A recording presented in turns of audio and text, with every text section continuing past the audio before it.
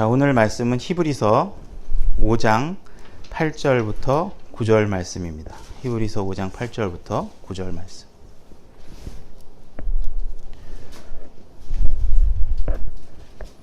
히브리서 5장 8절부터 9절까지 말씀입니다. 찾으셨나요? 자, 본문 말씀은 같이 한번 소리내서 읽도록 하겠습니다. 8절부터입니다. 준비, 시작. 그분께서 아들이실지라도 친히 고난받으신 일들로 말미암아 순종하기를 배우사 완전하게 되셨으므로 자기에게 순종하는 모든 사람들에게 영원한 구원의 창시자가 되시고, 이렇게 되어 있습니다. 자, 오늘은 이제 순종에 관한 문제를 좀 살펴봤으면 좋겠는데요. 뭐 지식보다 순종, 그래서 오늘 제가 얘기는 뭐 지식은 나쁘고 순종은 좋다, 뭐 이렇게 뭐 이분법적으로 제가 말씀드리려는 게 아니라, 이제 오늘날 우리 킹제임스 신형 아니면 우리의 상태 이런 것들을 봤을 때 우리의 방점이 지금은 조금은 지식 쪽에 너무 머물러 있지 않은가. 그래서 우리가 좀 순종에 관해서 하나님께서 어떠한 자세를 보여주시고 있는가를 좀 보면서 우리가 지식보다 순종에 어쩌면 더 방점을 찍어야 되지 않겠느냐 하는 측면에서 오늘 말씀을 선포하고자 합니다. 그러니까 지식은 나빠, 뭐 지식은 안 좋아 이렇게 생각하지 마시고, 지식도 필요하지만 우리가 그 지식에 따른 합당한 순종이 어떻게 이루어져야 되는지 그 부분에 관해서 우리가 살펴보고자 합니다. 그래서 오늘 본문을 일단 한번 제가 다시 한번 짚어보면요, 그분께서 아들이실지라도 이렇게 돼 있어요. 그러니까 하나님의 아들 예수 그리스도를 말씀하시는 거겠죠. 그러니까 왕의 신분이고 하나님 창조주이신 그분께서 무엇을 하셨냐면 친히 고난 받으신 일들로 말미암아 순종하기를 배우사, 이렇게 되어 있어요. 이분이 순종을 꼭 해야 되는 것이냐 하는 부분에 있어서 필요 없을 수도 있다라는 전제가 지금 이 문장 맥락 속에 깔려 있는 거죠. 하나님은 모든 것을 다 아시고 해보지 않아도 알고 말씀만 해도 모든 게 이루어지시지만 하나님께서는 친히 순종을 하셨는데, 그 순종의 내용이 뭐냐 하면 고난받으신 일들이라 그랬어요. 고난받는 일. 우리가 주인이 어떤 명령을 내릴 때 자기가 좋아하는 일만 하는 건 큰 문제가 없겠죠. 그러나 고난과 관련되거나 하기 싫은 일을 해야 될 때는 이게 순종이 절대적으로 필요하겠죠. 그러니까 고난에 대해서 하나님께서 예수 그리스도께서 순종을 하시는 것을 배우셨다 이렇게 되어 있고, 그래서 완전하게 되셨다. 예수님께서 완전하지 않으시다는 건가? 뭐 그런 뜻은 아닐 거예요. 그래서 예수님께서 여러 가지 이게 히브리서의 이제 하늘의 대제사장이 되시는 맥락의 내용 중에 나오는 건데, 이제 그분이 이제 교리적으로 또 여러 가지 복잡한 얘기가 있지만 완전하게 되셨다. 예수님께서 우리 인간 앞에 그분이 난 너희들 앞에 이런 것까지 다 너희들과 똑같이 이런 걸 다 겪었어 하는 측면에서 완전하게 되셨다 이렇게 이해하시면 될 것 같습니다. 그래서 우리가 이 지식에 관한 문제와 순종에 관한 문제를 우리가 좀 잘 주의 있게 생각을 하고 접근을 해야 되는데, 이 지식에 관한 문제가 우리가 또 창세기에서부터 언급되고 있는 내용이 있는데, 창세기 2장 16절로 가보겠습니다.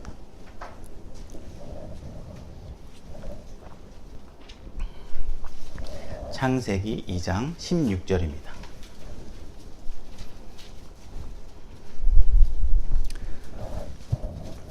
창세기 2장 16절입니다.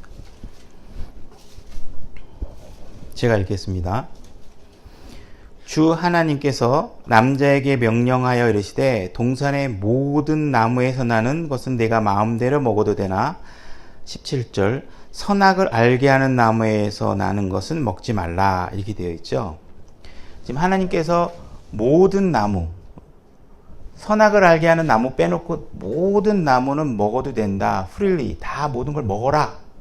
다 먹어도 된다. 이렇게 허용하고 계시는데, 하나님께서 금지하고 있는 게 뭐냐면 지식과 관련된 나무에 관해서 먹지 말라고 경고하고 계십니다. 이 선악을 알게 하는 나무가 선악의 지식의 나무, 영어를 번역하면 직역하면 그래요. Knowledge of the good and evil 이렇게 돼 있어요. 그래서 선악의 지식의 나무 이렇게 되는 거예요. 그러니까 지식과 관련된 나무에 대해서는 먹지 말라 이렇게 경고하고 있는 거죠. 그래서 우리가 하나님께서 이미 먹어라 하는 부분에 관해서 우리가 겸손하게 그냥 순종하고, 야, 하나님이 주신 이 나무는 정말 맛이 너무 시고 맛있어. 아, 이건 되게 달고 맛있는데? 이렇게 말씀이 우리가 허용하고 있는 범위 내에서 우리가 풍요롭게 즐겼다면 아무 문제가 없었겠죠. 이미 선악과를 제외한 모든 것들을 우리가 다 할 수 있어요. 다 먹을 수 있어요. 근데도 불구하고 우리는 지식의 나무에 먹지 말라고 하는 나무에 유혹당하는 장면을 보게 됩니다. 그래서 창세기 3장 6절로 가보겠습니다. 창세기 3장 6절. 창세기 3장 6절입니다. 여자가 보니 그 나무가 먹기에 좋고 눈으로 보기에 아름다우며 사람을 지혜롭게 할 만큼 탐스러운 나무이므로, 이렇게 되어 있어요. 자, 저 지식의 나무를 먹으면 내 지식이 굉장히 우월해져서 사람들이 보기에 나를 굉장히 똑똑한 사람으로 보겠지? 와, 나를 굉장히 우러러 추앙할 거야. 아, 이게 너무 탐스러워. 이게 지식에 관해서 탐욕을 부리고 있는 장면이 나오죠. 그죠? 그래서 우리가 성경을 대할 때, 하나님 말씀을 대할 때, 이 창세기 3장의 여자가 죄로 유혹받을 당시에 느꼈던 그 지식에 대한 탐욕으로 여러분들이 성경을 대한다면 안 되겠죠. 그죠? 우리는 순종의 방점을 찍으면 이거 고민 안 해도 돼요. 근데 자꾸 지식의 나무를 탐욕스럽게 보다가 보면 이게 우리가 죄와 연결될 수 있다는 사실들을 간과해서는 안 된다는 거죠. 그래서 성경의 내용들에 보면 우리가 순종이라는 것을 뭐로 봐야 되냐면, 주님께서 해라, 행하라 하는 일에 대해서 행하는 것이 순종입니다. 그죠? 그 다음에 하나님이 믿어라 하는 내용에 대해서 믿으면 그게 순종이에요. 그죠? 하나님 믿으라고 한 내용에 대해서 믿으셔야 돼요. 여러분들이 마음이 우리 갈급하지만 우리가 조금 있다가 우리 교회는 500명이 될 줄 믿습니다, 이렇게 얘기를 하면 그건 믿음의 대상이 아니에요. 그건 우리의 믿음이 돼. 성경이 보장하고 있는 믿음이 우리의 희망사항이고, 우리가 잘해서 잘 되면 좋죠. 그렇지만 그건 우리의 믿음의 대상이 아닙니다. 우리가 목표를 정해놓고 내 목표에 수정을 들게 만드는 하나님을 만든다면 그건 우리는 신앙이 잘못되어 있는 거겠죠. 그래서 예수님께서 분명히 고난이 따르는 일에 대해서 순종을 가르치고 있는데, 이 고난도 내가 만들어서 하는 고난을 당하시면 안 돼요. 하나님께서 하라고 한 일에 대한 고난이 돼야 의미가 있는 겁니다. 그죠?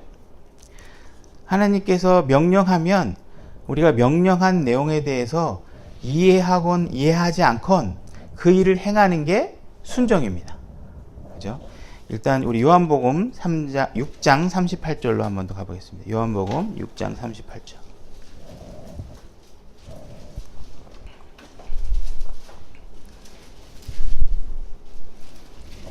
요한복음 6장 38절입니다. 요한복음 6장 38절. 읽겠습니다.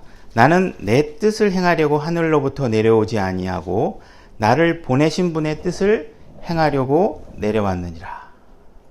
자, 예수 그리스도께서는 아버지의 뜻을 행하려고 이 땅에 내려오신 겁니다.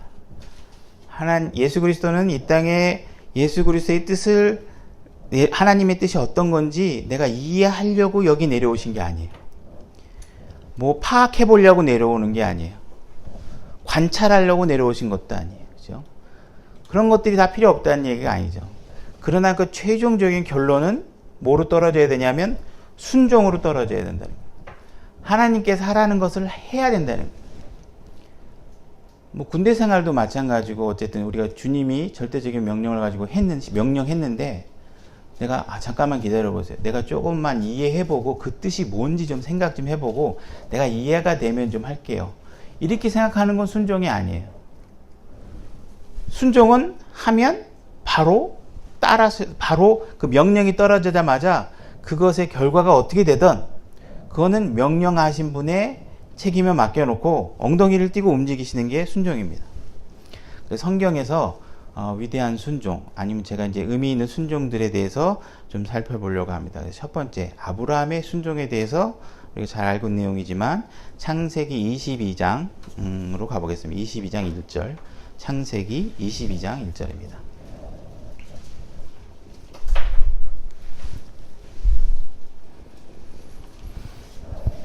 창세기 22장 1절입니다.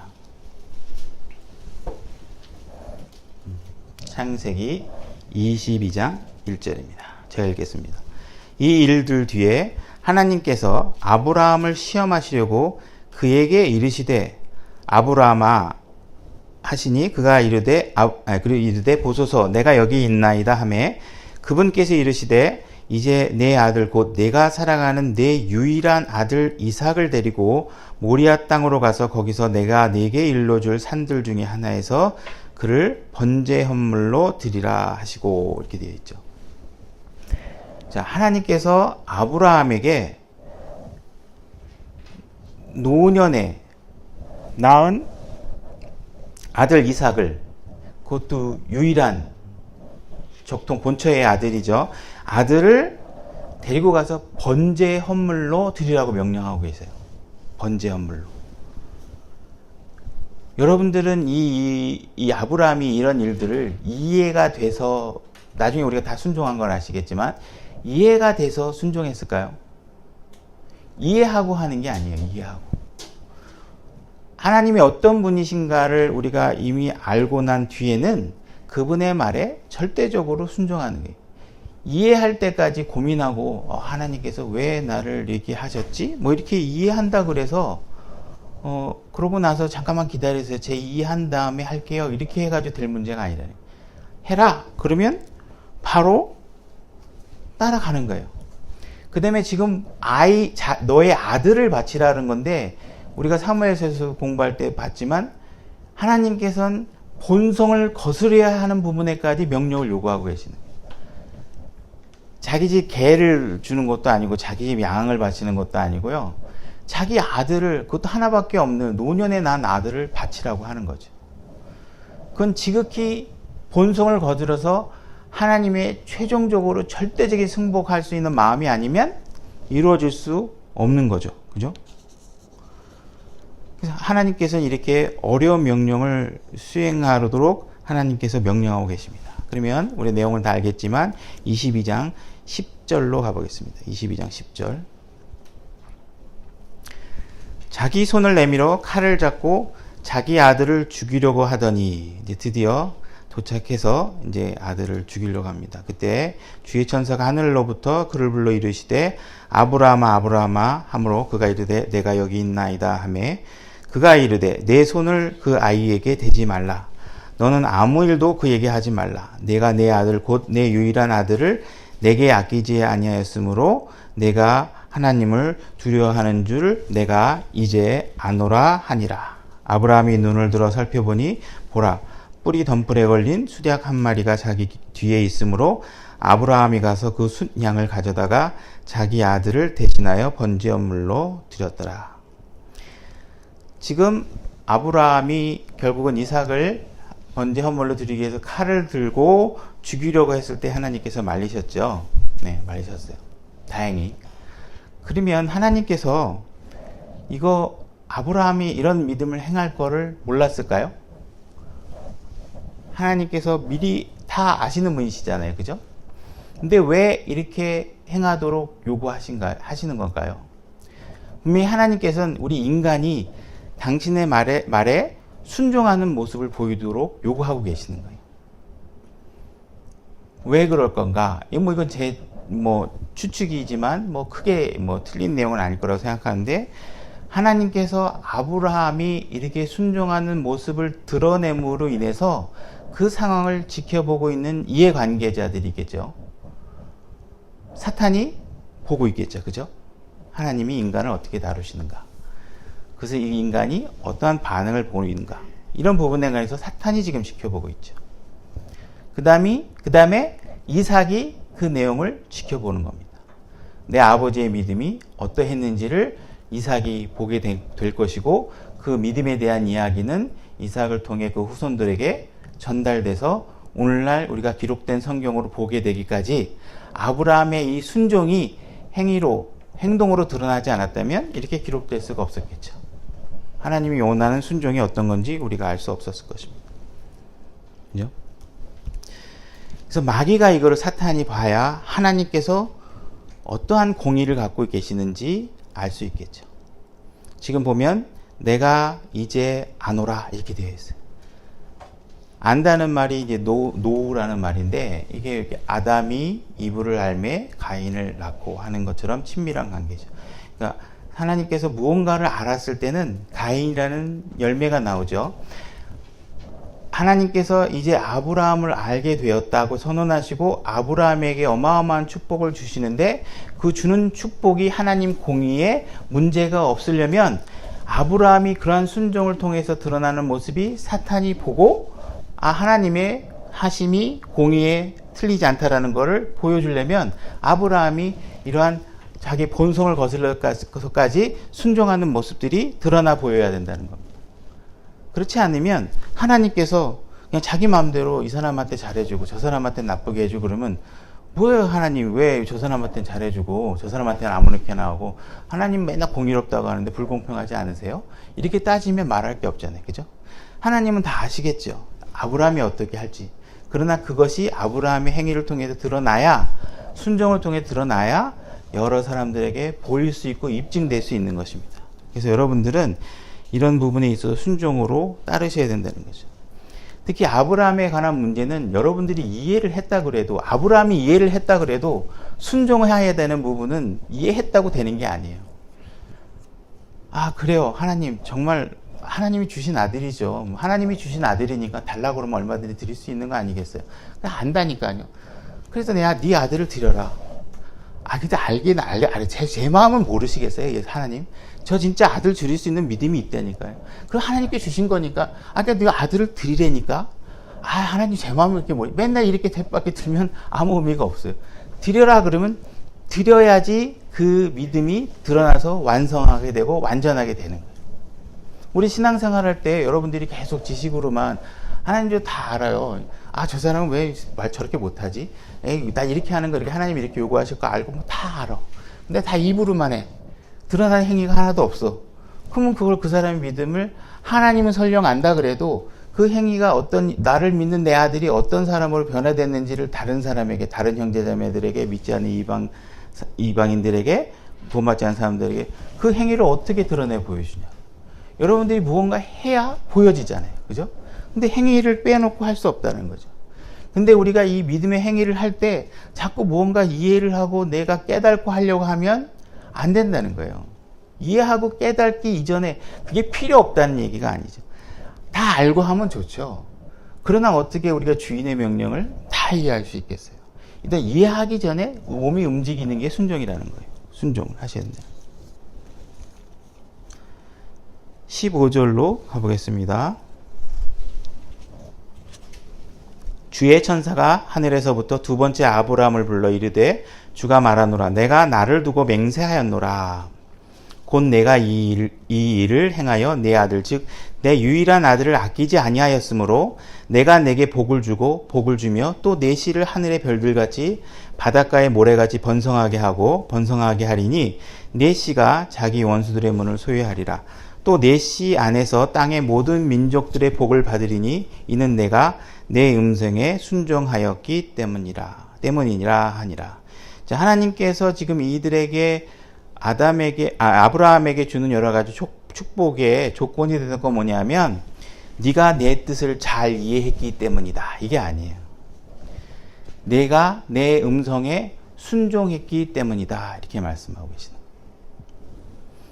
지금 내가 나를 두고 맹세하였노니 이렇게 되죠. 하나님이 하나님을 두고 맹세하는 건 언약이 깨질 수 없다라는 뜻이에요. 그죠? 우리는 우리 자신을 두고 함부로 맹세하면 안 되죠. 우리는 우리의 목숨이 언제 끝날지 우리 스스로도 알 수 없는 거기 때문에 그렇지만 하나님께서 당신 자신을 두고 맹세한 일은 반드시 성취되겠죠. 그래서 이삭을 통해서 여러 가지 유대인들이 받는 축복과 복들이 하나님께서 분명히 말씀으로 확고하게 세워놓으셨다는 걸 알 수 있고 아브라함의 후손들에게 준 이 확고한 복은 아브라함이 하나님의 음성에 순종했기 때문이다 하는 사실을 명심하셔야 됩니다. 이해했기 때문이다 이렇게 하시면 안 돼요. 나 오늘 하나님의 뜻을 깨달았어. 기뻐. 거기에 머물면 안 된대. 뭐가 나와야 행동이 돼요. 6월절 사건으로 한번 또 가볼까요? 6월절 사건으로 가보는데 출애굽기 11장 4절로 가보겠습니다. 출애굽기 11장 4절.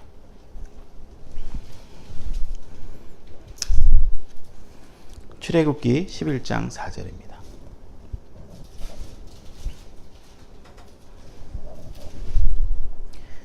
제가 읽겠습니다. 모세가 이르되 주께서 이같이 말씀하시기를 자정이 될 쯤에 내가 이집트 한가운데로 들어가리니 이집트 땅에 처음 난 모든 것은 왕자에 앉은 파라오의 처음 난 자로부터 맷돌이에 있는 여종의 처음 난 자까지, 그러니까 왕에서부터 천한 사람들까지 하나님께서는 사랑을 주시던 재앙을 내리시던 이 세상의 신분이나 사람을 외모로 취하지 않는다는 것을 아셔야 됩니다. 낭자까지 죽고 짐승의 처음 난 모든 것들도 죽으리라.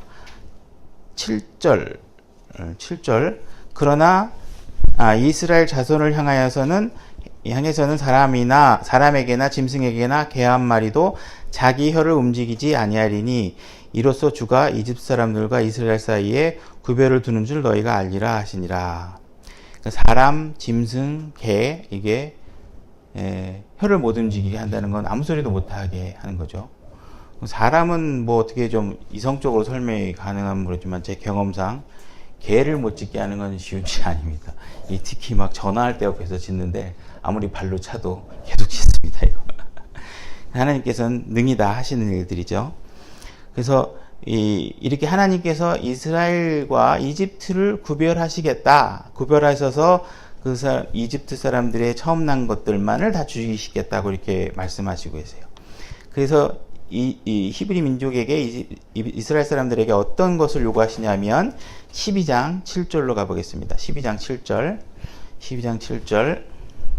출애굽기 12장 7절 그들은 피를 취하여 그것을 먹을 집에 양옆 기둥과 위에 문 기둥에 뿌리고 이렇게 되어 있죠.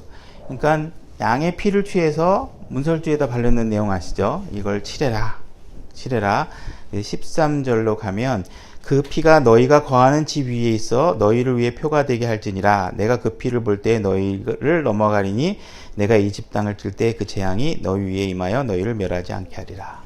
지금 하나님께서 이집트 사람들과 히브리 사람들을 구별하기 위해서 뭘 요구하시냐면 피를 발라라 하는 거예요.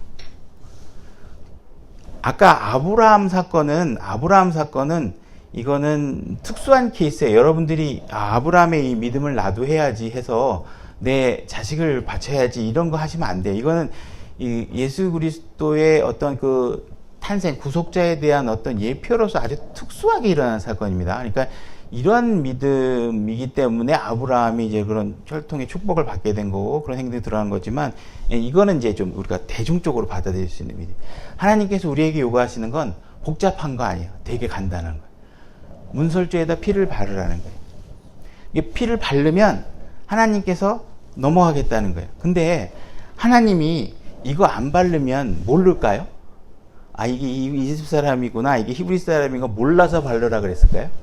이거 뭐 침침해서 잘 안 보이네, 야 좀 진하게 발라, 막 이럴까요? 그런 거 아니잖아요. 그죠? 그런 거 아니. 왜?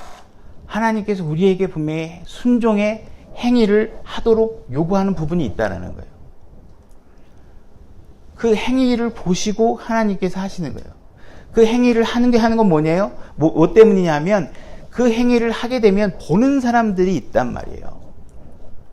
이집트 사람이 볼 거고, 그죠? 이스라엘 민족의 자손들이 볼 거란 말이에요. 사탄이 볼 거고, 그죠?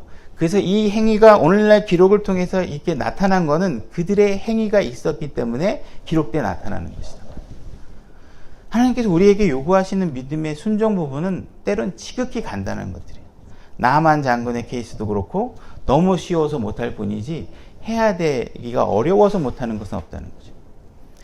하라고 했을 때 하는 거는 우리가 결국은 결론적으로 얘기하면 순종 그 자체가 굉장히 중요한데 이걸 발라놓고 어떤 사람은 이게 진짜 안 죽을까? 밤새도록 잠을 설치고 진짜 하나님이 내 자식은 안 죽이고 이집트 사람들만 죽이겠자고 바들바들 떨면서 밤을 지새는 사람이 있겠죠. 근데 어떤 사람은 믿음이 좋아서 하나님 이렇게 좋은 방법을 제시했네. 오늘 밤 푹 잘 거야. 푹 자는 사람도 있을 거예요. 그죠? 그러한 여러분들의 감정의 기복이 하나님의 계획을 좌지우지할 수 없다라는 거예요. 하나님이 이미 선언했고 이렇게 하면 이렇게 하겠다고 한 약속을 여러분들의 느낌이 좌지우지해서 하나님의 계획을 변개시킬 수 없다는 거예요. 변형시킬 수 없다는 거예요. 떠는 사람만 손해예요.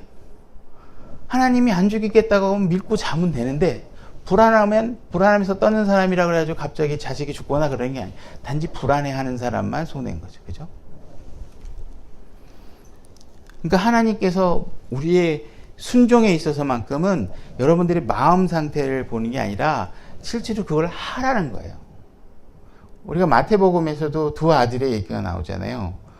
해라 그랬더니 한 아들은 싫어요, 안 해요. 그러고 비쳐나가고, 한 아들은 해라 그랬더니 네 알겠습니다 할게요 그러고 나서 나갔는데, 싫어요 했던 사람이 나중에 해놨고, 하겠습니다 하고 순종하겠다고 얘기한 사람은 나중에 안 했어요.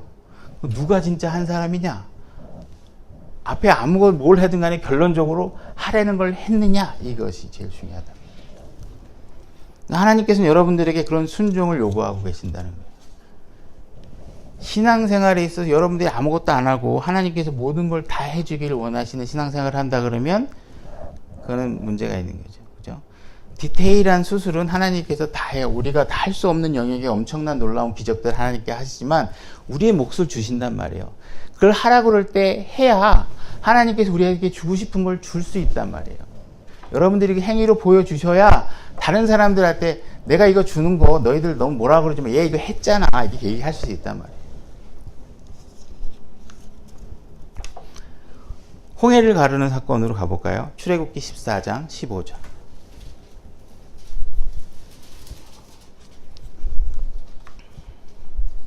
출애굽기 14장 15절.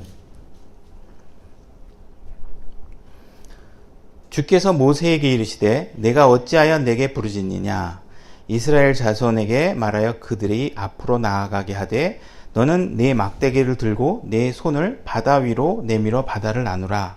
이스라엘 자손이 바다 한가운데를 지나 마른 땅 위로 가리라. 이렇게 돼 있죠.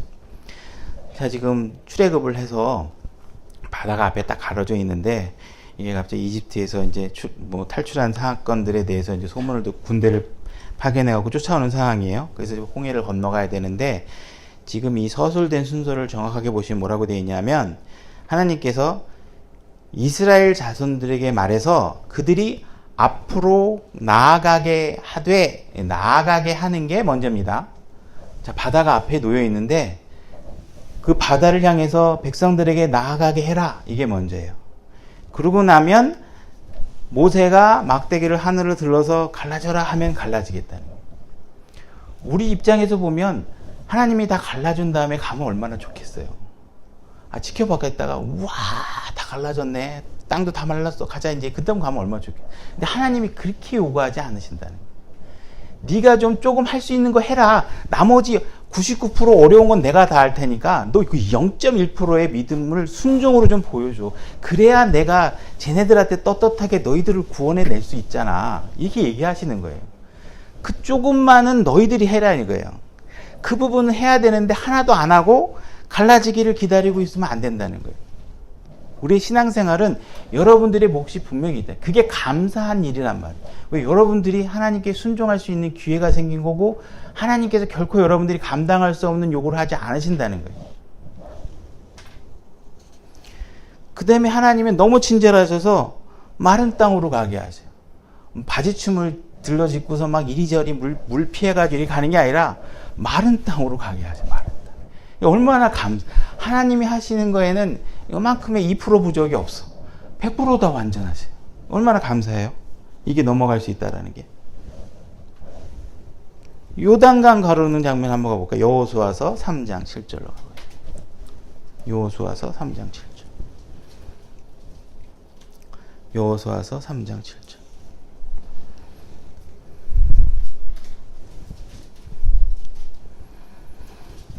여호수아서 3장 7절입니다.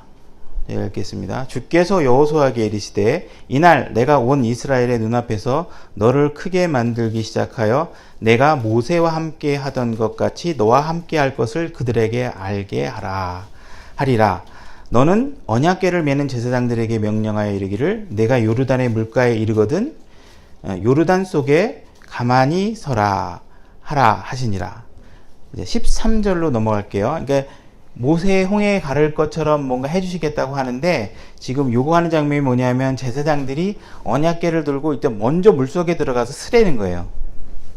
자, 3장 13절 주 곧 온 땅에 주의 궤를 메는 제사장들의 발바닥이 요르단의 물속에서 멈추어 서면 곧바로 요르단의 물들이 위에서 내려오는 물들로부터 끊어지고 일어서서 한 무더기 위에 쌓이리라 하니라. 이렇게 되어 있는데 일단 뭐 제가 떠듬떠듬 읽긴 했지만 내용 자체가 제사장들이 언약궤를 메고 물속에 들어가서 일단 믿음의 행위가 사람들을 통해서 보여지면 그 다음부터 물이 다 끊어져서 갈라진다는 거예요. 다 갈라진다. 그러니까 하나님께서 하시는 일은 완전하게 우리 인간에게 분명히 인간의 몫을 요구하고 계신다는 것을 놓치면 안 된다는 거예요. 그 다음 14절을 보겠습니다. 백성이 요르단을 건너려고 자기들의 장막에서 떠날 때에 제사장들은 백성 앞에서 언약궤를 매니라. 요르단이 수확할 때에 항상 그것의 모든 뚝에서 흘러넘치므로 궤를 맨 자들이 요르단의 이름에 궤를 맨 제사장들의 발이 물가에 잠기니라. 위에서부터 내려오던 물들이 일어서 서고 솟아올라 사르단 옆의 도시 아담에서부터 멀리 떨어진 곳에서 한 무더기 위에 쌓이며 평야의 바다 곧 여매로 내려가던 물들은 모자라서 끊어짐에 백성이 똑바로 여리고를 맞이하고 건넜더라. 그 다음에 17절로 갈게요. 주의 언약궤를 맨 제사장들은 요르단 한가운데서 마른 땅에 굳게 섰고 모든 이스라엘 사람들은 마른 땅을 건너더니 마침내 온 백성이 깨끗하게 요르단을 건너니라. 이게 지금 더군다나 이제 물이 많을 때인데 이제 가는데 이 장면이 어떤 상황이냐면요. 언약궤를 메고 제사장들이 들어갔어요. 들어가서 물이 다 끝났어. 그 다음에 중간에 걷어가다가 중간에 언약궤를 맨 제사장이 언약궤와 함께 서 있는 거예요. 요르단 중간에. 그러고 나서 자기 백성들이 좌로 다 건너가는 것을 확인하고 언약궤를 맨 제사장들이 뒤따라 올라가는 거예요. 지금 가나안 땅을 제가 잘 이해하고 있는 건지 모르겠지만 가나안 땅에서 우리가 이집트 땅에서 출애굽할 때는 언약궤가 없었어요. 그죠? 언약궤가 없었어요. 그래서 이제 이스라엘 민족이 먼저 가라고 하고 이렇게 출애굽을 한 다음에 지금 이제 40년간의 광야 생활을 하고 나서 가나안 땅으로 들어가서 영적 전쟁을 하기 위해서 들어가는 지금 상황이란 말이에요. 그래서 요르단 가는 이때는 언약궤가 있어요. 근데 시작하는 장면을 보면 하나님께서 인간의 발을 위에 서서 하나님께서 먼저 그 길을 여시고 가서 중간에 선 다음에 자기 백성이 다 넘어갈 때까지 기다리다가 다 안전하게 건너간 거를 보고 그 다음에 제사장이 올라가서 이제 그 일을 마치시는 거예요. 그러니까 하나님께서 시작하시고 그 일을 마칠 때까지 여러분들이 완전하게 건너갈 수 있도록 하나님께서 끝까지 지켜보시고 마지막까지 일을 마무리하시는 장면을 보시게 돼요. 근데 어쨌든 이 어려운 일들 중에 대부분은 다 하나님이 하시는데 처음에 시작하는 여러분들이 순종해야 될 부분들은 순종해야 된다는 거예요. 그죠? 물속에 먼저 발을 들고 들어가라. 들어가다가 안 갈라지면 무슨 망신이야. 뭐 이렇게 걱정하실 필요 없고 하나님이 하라고 하면 하시면 된다는 거예요. 그래서 우리가 이제 하나님께서 우리가 이렇게 순종을 해라 그랬을 때 이제 이렇게 순종을 하셔야 될 일이 분명히 있고요. 그 다음에 하나님께서 우리에게 믿어라 하는 일에 관해서는 우리가 의심 없이 믿어야 될 부분들이 있어요. 그것이 뭐냐 하면 첫 번째가 여러 가지가 있겠지만 삼위일체에 관한 교리예요. 자, 요한일서 5장 7절로 가겠습니다.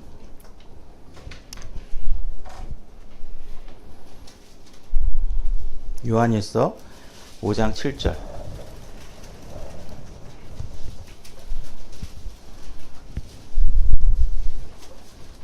요한일서 5장 7절입니다. 제가 읽겠습니다. 하늘에 증언하는 세 분이 계시니 곧 아버지와 말씀과 성령님이시라. 또 이 세 분은 하나이시니라.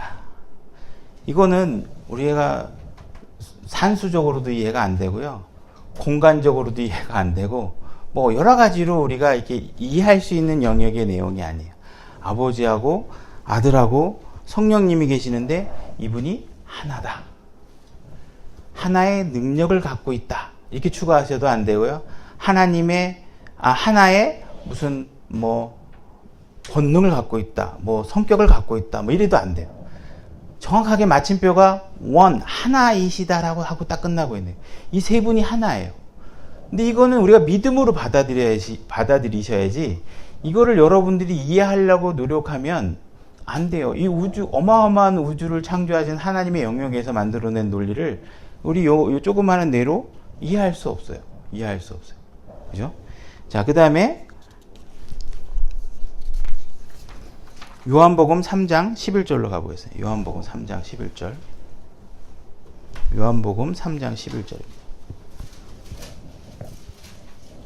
요한복음 3장 11절. 요한복음 3장 11절입니다.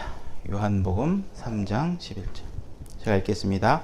진실로 진실로 내가 네게 이르노니 우리가 아는 것을 말하고 우리가 본 것을 증언하노니 그러나 너희가 우리의 증언을 받아들이지 아니하는도다. 내가 땅의 것들을 너희에게 말하여도 너희가 믿지 아니하거든. 내가 하늘의 것들을 너희에게 말하면 어떻게 너희가 믿겠느냐. 하늘로부터 내려온 자 곧 하늘에 있는 사람의 아들 외에는 아무도 하늘에 올라가지 아니하였느니라. 이렇게 되었죠. 자, 하늘로부터 내려온 자 곧 하늘에 있는 자, 이 말이 되나요? 문법적으로? 하늘로부터 내려온 자, 곧 하늘에 있는 자가 사람의 아들 외에 없다, 이렇게 돼 있잖아요. 예수 그리스도는, 하나님은 우주보다 크신 분이에요. 그분을 설명하는 데 있어서 우리가 알고 있는 논리적 구성으로 설명을 될 수 있는 분이 아니시라는 거죠. 그죠? 우리가 땅에 있는 것도 다 이해 못 하는데 하늘에 있는 것을 설명하면 우리가 이해하고 받아들일 수 있겠네.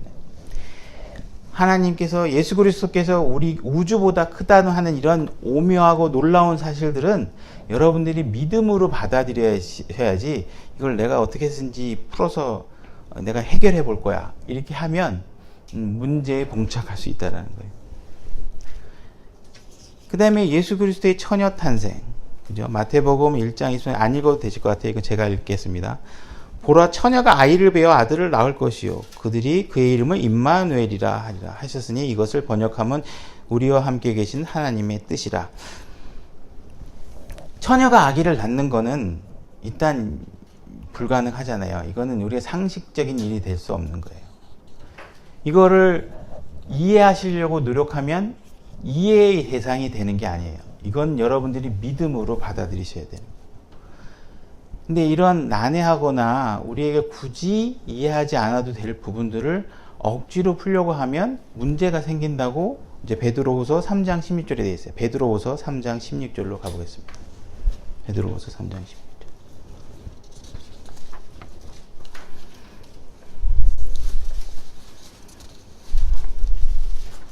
베드로후서 3장 16절. 제가 읽겠습니다. 또 그의 모든 서신에서도 이것들에 관해 그 안에서 말하였을 때 그 안에 깨닫기 어려운 것들이 덜어 있으므로 배우지 못하여 불안정한 자들이 다른 성경 기록들과 같이 그것들도 왜곡하다가 스스로 파멸에 이르느니라. 그러므로 사랑하는 자들아, 너희가 이것들을 미리 알았은즉 그 사악한 자들의 오류에 이끌려 너희도 너희 자신의 굳건함에서 떨어지지 아니하도록 주의하라. 그러니까 난해한 구절이 있고 그냥 믿음으로 받아들여야 될 구절이 있고, 이런 부분들에 관해서 우리가 굳이 지나치게 지식으로 접근하려고 하면 망하는 수가 있다라는 거예요. 하나님의 말씀은 빛입니다. 그죠? 그 하나님 말씀이 내 안에 들어오면 빛이 들어오는 거예요. 근데 너무 우리의 지식의 열정을 너무 지나치게 쏟아져서 지혜롭게 할 만큼 탐스러운 영역에 내가 뭔가 인간의 의가 드러나고 내가 이걸 알아서 가르치면 다른 사람들이 나를 굉장히 멋있게 보겠지 하면서 말씀에 순종하는 자세가 아니라 뭔가 자기의 어떤 의나 자기의 영광이나 자기의 교만 때문에 하나님 말씀에 탐닉해서 여러분들의 빛의 경계를 넘어가게 되면 여러분들에게 혼돈과 혼란이 찾아올 수 있습니다.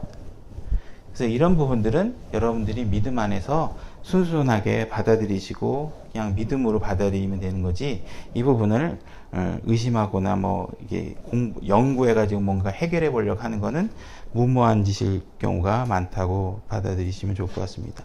그래서 예수님께서는 순종을 통해서 완전하게 되셨다고 했는데, 우리 다시 창세기 22장 7절로 한번 가볼게요. 창세기 22장 7절로. 자, 아브라함이 하나님께서 너 아들을 번제화물로 바쳐라 그랬을 때 아브라함이 엉덩이 바로 뛰고 움직였어요. 그죠? 어떤 때는 우리가 이해하고 움직이면 좋겠다고 느껴질 때도 있지만, 순종하고 나면 이해되는 때가 더 많아요. 뭔지 잘 모르지만 하라는 대로 했더니 그제서 나도 모르게 막 말씀의 빛의 영역들이 빛이 막 내 안에서 번쩍번쩍거리고 깨달아질 때가 있단 말이에요. 그러니까 근데 여러분들이 이걸 다 이해하려고 하면 할 수 있는 일이 여러분들이 뇌 속에서 판단할 수 있는 영역밖에 못 해보다가 간단 말이에요. 그러니까 하나님의 지혜에 도달할 수가 없어요. 그죠? 그래서 아브라함이 탁 엉덩이 떼고 움직였어요. 한 3, 4일, 사흘 날 여정을 가서 모리아산으로 가는데, 이 과정 중에 아버지와 아들의 대화가 하나 나타나는데 한번 읽어볼까요? 22장 7절. 이삭이 자기 아버지 아브라함에게 말하여 이르되 내 아버지여 하니, 그가 이르되 내 아들아 내가 있노라 하매, 그가 이르되 불과 나무를 보시거니와 번제 허물로 쓸 어린 양은 어디 있나이까 하니, 자, 어린 양은 어디 있습니까? 그러니까 아브라함이 이르되 내 아들아 번제 헌물로 쓸 어린 양은 하나님께서 자신을 위해 예비하시리라. 이렇게 알고 했는지 모르고 했는지 모르지만 하나님께서 무엇을 하실 거라는 나름대로의 지혜와 빛과 믿음의 소망이 안에서 일어나지 않았을까 하는 생각이 드는 거죠. 그죠? 그러니까 우리가 말씀에 순종하면 하나님께서 그 안에 그 다음에 믿음을 실행할 수 있는 빛의 영역을 우리에게 제공하신다는 거예요. 그러니까 여러분들이 움직이시고 순종하셔야 돼요. 그죠? 지난번처럼 겸손 먼저 하셔야 되고, 그러고 나면 하나님의 말씀이 순종으로 받아들여지시겠죠. 그래서 여러분들이 이렇게 순종하는 신앙생활을 하시기를 권면드리면서 나머지 말씀은 생략하고 여기서 오늘 예배를 마치도록 하겠습니다.